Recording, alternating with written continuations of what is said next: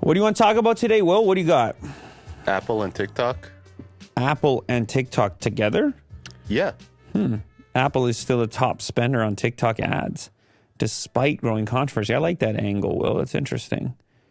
Well, I know TikTok is a big spender on YouTube. That's a funny one. Every time I have to set up a new Android phone, like when I'm making a video on it or something like that, the first video I click on YouTube will be a TikTok ad 100% of the time. It used to be a Facebook ad. Now it's a TikTok ad. It's just so interesting that these other platforms are paying their competitors for potential access to their competitors' customers. Right. Knowing full well that, well, they'd love to have them. Mm-hmm. They'd love to have those customers on their platforms. And it's not unprecedented. You have, like, historically, you would have shows advertising on other TV channels. Like, hey, after you're done watching this, come watch this. Yeah. It's like, we wouldn't mind having you either. Yeah, we've got some sponsors for other podcasts, too. We do? Yeah. Oh. I think we did like one for Kevin Hart or something. Oh, I don't remember that. Yeah. Well, there's another example. But so Apple, on the other hand, well, I don't know. Are they mostly promoting their services or their products? Apple remains one of the top spending companies when it comes to TikTok ads, despite growing controversy about whether the app is a threat to U.S. national security. Separate report today reveals that the Chinese government engaged in an organized social media campaign to mock U.S. concerns about the app, accusing Congress of technical illiteracy, hypocrisy, and xenophobia. Chinese video shorts app TikTok has been facing increasing pressure around the world over two main fears: cybersecurity, obviously. Earlier this month, Biden administration urged Congress to pass an act that would give the president power to ban apps like TikTok. We saw some of that transpire. We saw some of the lambasting going on. Some of the finger wagging. Yeah. You were there for that. However, Apple still spending some cash on TikTok. This is from the Financial Times. They name Apple one of the 4 biggest spenders when it comes to TikTok ads. Advertising on TikTok in the U.S. grew by 11% in March, with companies including Pepsi, DoorDash, Amazon, and Apple among the top spenders, according to data from app analytics group Sensor Tower. I don't think anyone's responding in a panic or pulling advertising from their plans, but they are watching and waiting, making contingency plans in the case of a ban or a government action. Contingency plans, otherwise known as Instagram Reels, YouTube Shorts. Mm-hmm.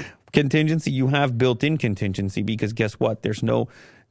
Obviously TikTok is extremely popular, but what do you think happens in the event of a ban? Well, you think there's really that much of an uproar, or you think people just move to other platforms as they have in other places where it's been banned? Moving on. Technology is way too fast for people to just be like, this is the line I'm going to stand on.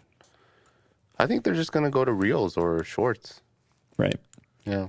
Yeah, no, and I also agree with you. I mean, it would be one thing if it was such a proprietary thing and it was such a unique community. And I know this is the case that's being made, and I know the people protesting and such, they go, TikTok is the place where this community exclusively lives. There is a community, though. But then I notice people who have tremendous success on TikTok, and what do? They try to get on YouTube.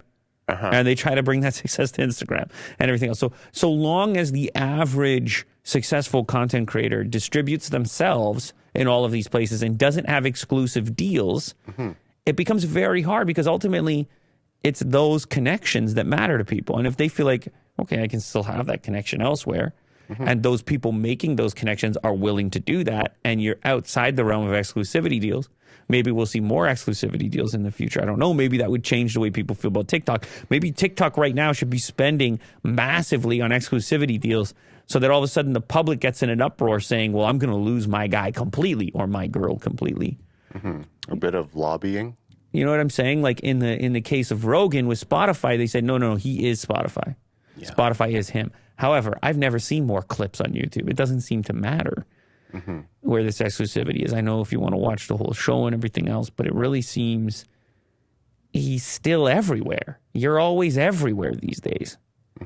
It's so hard for anything to be or remain exclusive.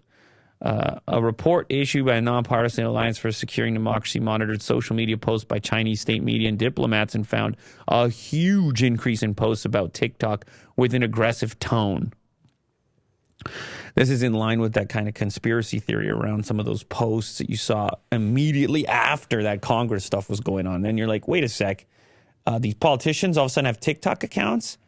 What was it? AOC? It's like, AOC, yeah. oh, this has 5 million views. The TikTok account that it's posted on is 5 minutes old.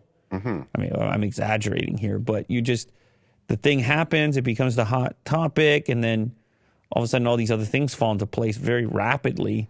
And then never mind, I mean, this is obviously a separate thing, but they're tracking, like, what is Chinese state media saying about all this? And I think it should be pretty obvious what they would be saying about it.